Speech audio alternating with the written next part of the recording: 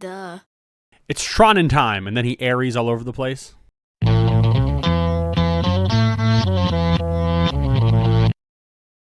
Hello everyone, I'm K Swope. I'm the only YouTuber you know who is recording this video for the second gosh dang time because I recorded it earlier this week and I went to edit it and realized that my microphone did not pick anything up. So I'm a little mad.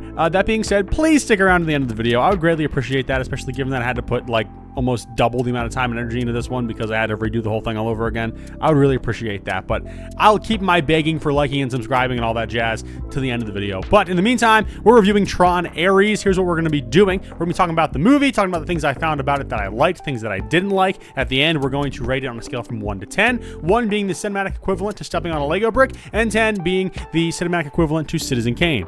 Although Citizen Kane already exists and is the cinematic equivalent of Citizen Kane, therefore, it's great. We'll just put it like that. It's great. Now, that being said, let's grab our identity discs and let's dive right in. Now, first thing I want to say, this is super weird that I even have to bring this up because I think it's kind of strange in and of myself that I care about this that much, but we actually get to see daytime in the grid, which is insane because we have never seen that before. Usually, you know, it's dark. I know in like Tron Legacy, it was completely dark, pitch black all the time. I don't know if that was by design or if the fact that the 8 hours that Sam Flynn was in the grid, it was overnight. I don't know. But either way, it's fascinating. We get to see the grid in daytime for the first time. Again, really weird nitpick for my first thing to bring up. Moving on, there are some great casting choices in this film. For one, Jeff Bridges returns as Kevin Flynn, kind of, sort of. We'll explain that in a minute. We also have Evan Peters, who's playing the villain. He's like the Dillinger guy from like the first movie's like grandson or great nephew or something like that. I don't know, like 2 or 3 generations down. But starting with Jeff Bridges, so Jeff Bridges returns, Kevin Flynn. Now, here's what happens. Kevin Flynn, if you remember back to Tron Legacy, he died saving Sam and Cora from Clue, okay? Now, so technically he is dead, right? But we do see kind of like an old program version of him that we see in like the 1.0 of the grid, because they do return to the grid from the first Tron film. It's really cool to see, I will say. So that was also really nice. Visuals, fantastic. The Tron visuals are amazing in this film too. I also want to point that out. Looping things back to Evan Peters, I think Evan Peters, in my opinion, had the standout performance out of all the people in this movie. He was, you know, the villain, and I think he did a really, really good job. Evan Peters is just a good actor for one, but I think he just really brought it in this film. Jeff Bridges, by the way, just one of those actors that I love to see just anywhere for any reason at all, and it's pretty insane. He's almost like a comfort actor to me, so like I like seeing him in whatever. I mean, whether it's the first Tron, The Big Lebowski, Iron Man, anything like that. So that's really fun, and I do love seeing Jeff Bridges wherever I can. As I mentioned before, the visuals in this film, by the way, they're fantastic. I mentioned how I like seeing daytime in the grid.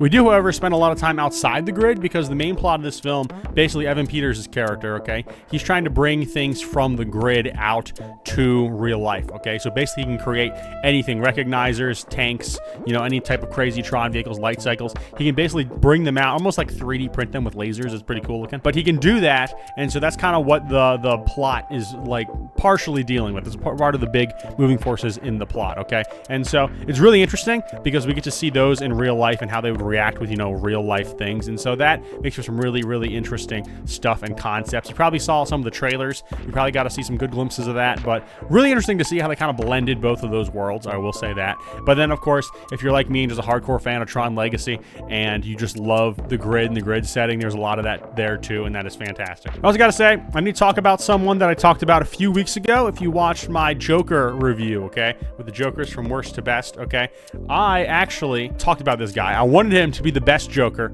Unfortunately, I felt like I couldn't do that, but Cameron Monaghan, okay, he played Joker in Gotham. He played both Jerome and Jeremiah Valeska. I love that guy. I think he's a fantastic actor, and so seeing him in this I thought was great because I think, you know, his range is just fantastic. I want to see him in more stuff. He also played that guy from that one Star Wars game, the Jedi Outcast, Jedi Survivor. He was that guy. So there you go. That's fun. I love seeing him in this. But we're going to transition into the bad section. Because I loved seeing him in this, I hated that he died so early on, okay? I'm like, what the heck, dude? Like, I saw Cameron Monaghan in the opening titles, and I was like, wait, he's in this? And then the only time I see him, he's falling to pieces, and then he just gets nuked. And I'm like, bro, what is this? It's only like the end of Act 1, beginning Act 2, somewhere in that area. And I'm like, dude, what? so unfortunate because he just deserves so much better, I think. This plot also has me asking a lot of questions, and so maybe some of these questions have some answers. Now, I will admit this. I rewatched the first Tron and Tron Legacy after seeing this. I wanted to see them before, but didn't have time, so I rewatched them shortly after. And so there might be some context I'm missing, some things I didn't quite pick up on. So in the comments, correct me if I'm wrong about any of this or they explain stuff and I just didn't catch it. But how did they get back to the grid? Because to my understanding, I believe in the first Tron, unless I'm understanding this incorrectly, the first grid was kind of built from the network that Encom had that linked all the video games. And so that's kind of the grid 1.0. Okay, that's the one that Jeff Bridges built in a cave with a box of scraps. Then, like, the second version was the one we see in Tron Legacy, where he wants to build the perfect system to make, like, a almost utopian society, if you will, where Clue goes rogue and all that stuff. And we know that Jeff Bridges destroys that. So I'm kind of confused, you know, like, what exactly is the grid in this? Is the grid just what Dillinger's doing? Because we also kind of see, you know, when it goes to Encom, that's when it's, like, daytime. And so I don't know if that's, like, a different grid. And so since he's hacking the system and his guys are going in, his programs are going in, is that how it works? I don't know. They don't really explain it well enough for me, unless, again, I'm missing something. Please let me know in the comments, because I'd love this to make sense. I just don't remember it making sense. I also must bring attention to the Morbius in the room being Jared Leto. It's Morbid time. Now, Jared Leto, I don't think I've seen a good Jared Leto movie except for American Psycho. That movie kills, literally. Hey, Paul! Jared Leto's a very controversial guy. Now, I don't completely hate Jared Leto, okay? 30 Seconds to Mars, they got a good song, right? I can't give him much credit for doing things that I like. Not to mention, you know, his Joker, we don't need to talk about that, Damage Tattoo, which I also might want to add too. There's two Jokers in this film, because we got Cameron Monaghan, who I mentioned before, and we got Jared Leto. So that's really funny. But yeah, Jared Leto's got like this weird like sex cult or whatever, and I'm like, what is this? It's like, I don't know, giving me like Epstein Island type of vibes from bits I'm seeing, and I'm like, that's weird. All you gotta do is, he's a method actor. All you gotta do is just look and see some stories that some other castmates, people on set have told about Jared Leto, and yeah, he's a weirdo, to be quite honest. Now, I don't want to sound super weird. I don't want to hate on anybody, but I'm not a Jared Leto fan, to be quite honest. But shifting gears from there, I will say the score of this film. Now, in case you don't know, the Tron movies, I guess, kind of sort of have a tendency to have very big and important scores. So Tron Legacy, the last Tron film, had a score by Daft Punk, okay? And it was great. It was iconic. It was beautiful. And I think everyone associates Tron Legacy with that score just because of how iconic it was. And I agree, because it was a good time. 9 Inch Nails did the one for this, which I thought was a great choice when I first heard it. I'm like, ooh, that's really, really cool. Now, after seeing the movie, though, I feel like, not that the score is bad. I'm not saying it's bad. It's definitely, though, I don't think as good as the Daft Punk score, because it feels like it kind of lacks diversity. It feels like it's the same kind of sounds and noises. And, you know, 9 Inch Nails is known for their more like industrial rock kind of sound, which I think for this Tron film being a little more of a, I guess, slightly more edgy, I guess, maybe. I think it makes sense. Like, it's an inspired choice. It doesn't really hit the right niche for me, to be quite honest. Now, I love Alive As You Need Me To Be. That song is amazing. And so a lot of the soundtrack kind of sounds like that, but a little like more slow, if that makes sense. And I feel like Daft Punk, I mean, you can listen to like the overture, listen to songs like Derezed.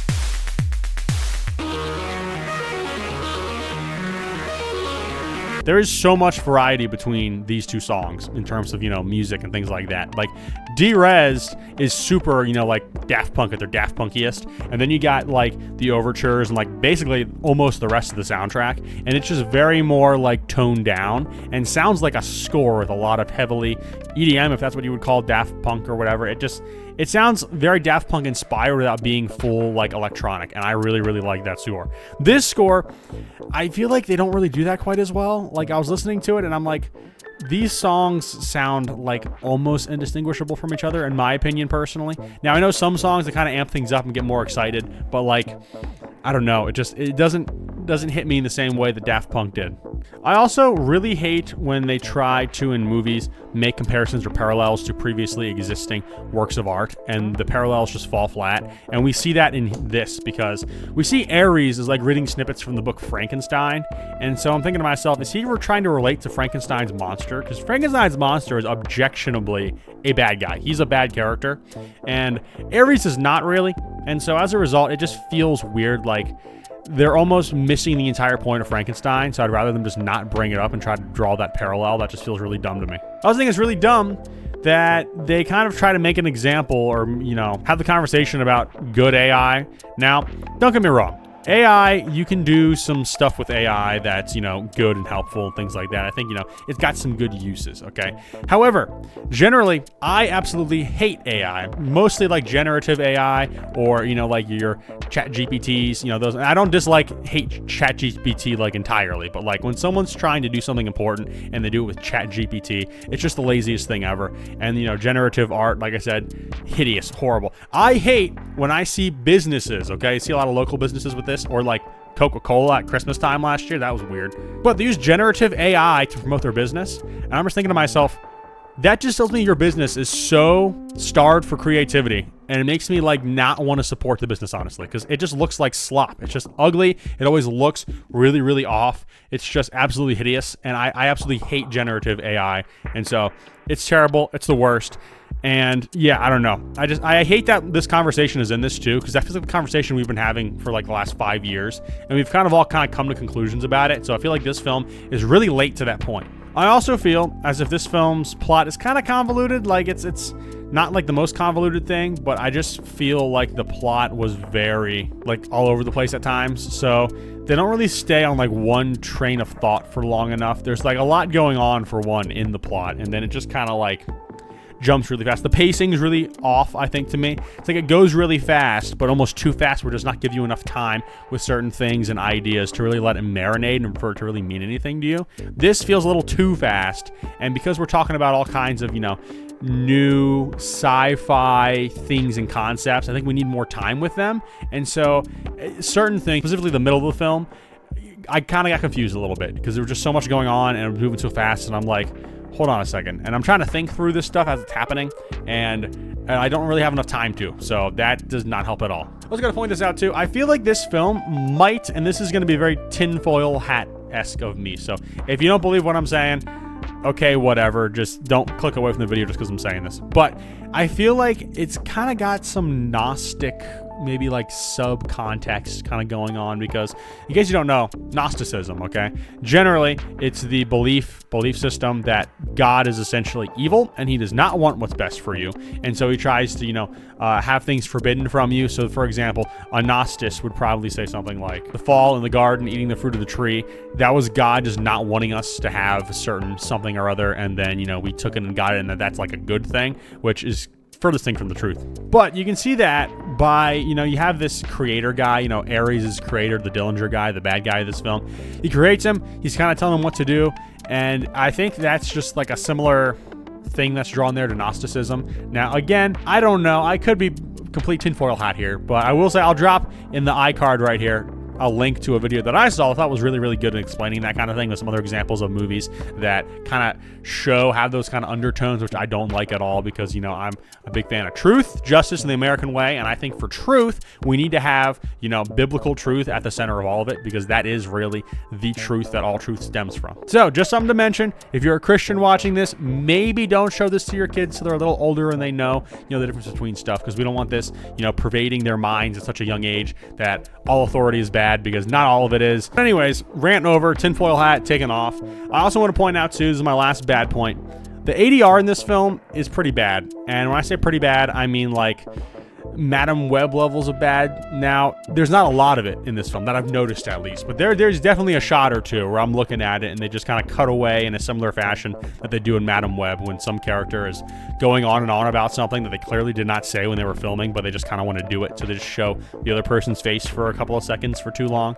I noticed a shot or two like that, and I'm like, yikes, that does not look great. So anyways, that is that. Now, ladies and gentlemen, that concludes my review of Tron Ares. I know what you're thinking. You want to hear what I give it, scale of 1 to 10, and I'm going to tell you. But first, a few quick things. As I mentioned before, I'm saving my like and subscribe rant here. Please like and subscribe. I'd appreciate that. Tron Ares, what do I give this film? I'm going to give this film a 6 out of 10. I mean, it was all right. I didn't hate it. I thought it was, you know, pretty like okay. It was okay. It was a decent film. You know, I had a decent time with it. I did not think it was better than Tron Legacy by a long shot. I think that's still the cream of the crop when it comes to Tron films.